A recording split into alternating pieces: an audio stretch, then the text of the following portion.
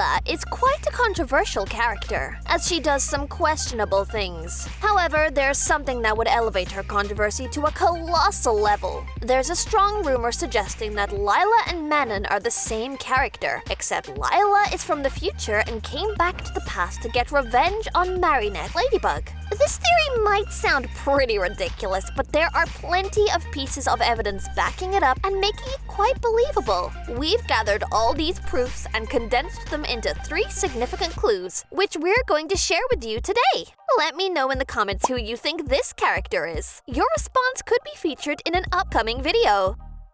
First evidence, time travel. Let's kick off this crazy adventure by explaining the basis of this theory. So far in the story, we know perfectly well that certain characters can time travel. An example of this is Bunnix, whose Miraculous grants her the ability to travel through time through a portal that takes her to a specific point in history. Another example is the special Miraculous world Paris, Tales of Shadybug and Claw Noir. In the timeline where Shadybug and Claw come from, they are the villains of that dimension, and even their physical appearances are drastically different. Our father-in-law also goes through a major change. Now, he's stupidly handsome! Mwah, mwah, mwah! If you're interested in learning more about the Miraculous Ladybug multiverses, check out the pinned comment for a video where we explain the alternate realities of the series. Now let's move on to the other part of the evidence, which is now even more convincing in this conspiracy. It turns out that in the episodes where Lila, who now goes by CERISE, appears, they are related to time travel. Character from the future returns to the past. A similar event occurs in the episode Time Tagger, where a villain from the future goes back to the past with the purpose of snatching the Miraculous from Ladybug and Chat Noir. At this point, the heroes are teenagers and lack experience to confront powerful villains. What's intriguing is that we discover that the kumatized villain is Chris, Nino's little brother. Right at the end of the same episode, suspiciously, CERISE agrees to look after Alia's twin sisters and Nino's little brother. The big question is, what would CERISE want with these kids? She might want to earn their friendship and affection since, in the future, she does become the main villain of the series and could manipulate them with the idea of akumatizing them. Given her love for manipulating people, this would be a piece of cake for her. If you leave an angry emoji in the comments, you'd be telling CERISE, "Stop manipulating people, or you will face me!" Also in this episode, Bunnix reveals the names of several future villains, and we even see pictures of them. There are 2 villains called Pain and Tears, the twin queens from the inner dimension, who stand out due to their physical resemblance to Alia's twin sisters. They are identical twins and share the same hair color, among other similarities. All of these clues suggest that they are the same characters. It's evident that this goes beyond a simple coincidence, and it seems like everything was planned by CERISE on purpose, since they will be her henchmen in the future. Now that I've explained what this first piece of evidence entails, personally, I believe it's genuine evidence and makes a lot of sense. If you think this evidence makes sense too, leave a thumbs up emoji and also support the video by giving it a like. If you think it didn't make sense, use the thumbs down emoji. Second evidence, Lila/CERISE is Manon. If you look at both girls simultaneously, at first glance you won't see anything. But if you take things seriously, suddenly you'll notice things you never detected before and that they have in common. Let's delve into what these 2 girls share. Lila's original appearance, as we knew her in the recent seasons, bears a striking resemblance to Manon, characteristics that we probably overlooked initially. Their eyes are honey and coffee colored, and we could even swear they're golden. In this timeline, there are only 3 characters with this type of eyes. Do you know who these characters are? That's right! One of these characters is Manon. The other character is also directly related to Manon, and I'll reveal it in a few seconds. Besides their eyes, both girls share the brown hair color and a similar skin tone. The only difference is that Manon wears her hair long in 2 ponytails, unlike CERISE. But if she wanted to conceal her true identity, she had to do it well, and what better way than cutting her hair to become unrecognizable to others? As we all know, this series holds many mysteries because the animators love hiding little hints about what will happen in the future. An example of this is a small flower that appeared when Natalie was quite sick. The flower indicated that she would soon kick the bucket, and that's precisely what happened at the end of the 5th season. If you haven't seen the video yet, we recommend you watch it to make sure we're not lying. The video link will also be in the pinned comment. In this case, the animators have subtly added many details to Manon's design that directly reference Lila and CERISE. Since we first met this girl, we noticed that she wears flower details on her purple jumpsuit. 2 types of flowers to be exact, lilacs and irises. And what do these 2 flowers' names remind us of? Lila and CERISE. To arrive at the name CERISE, simply remove the letters I, R, and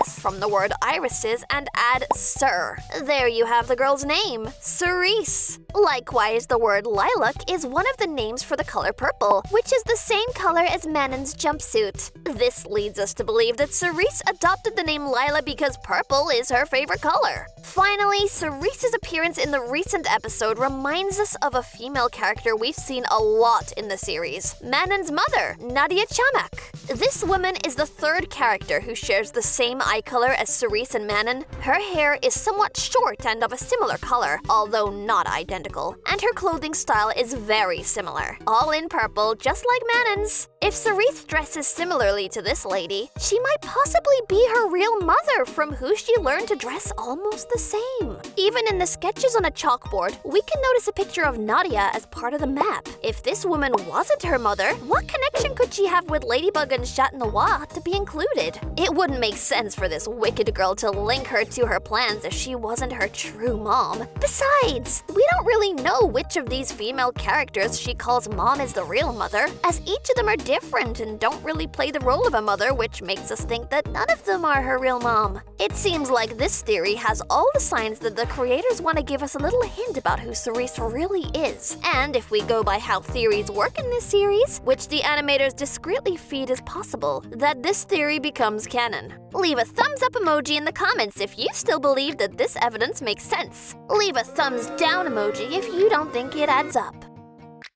3rd evidence, CERISE's plan.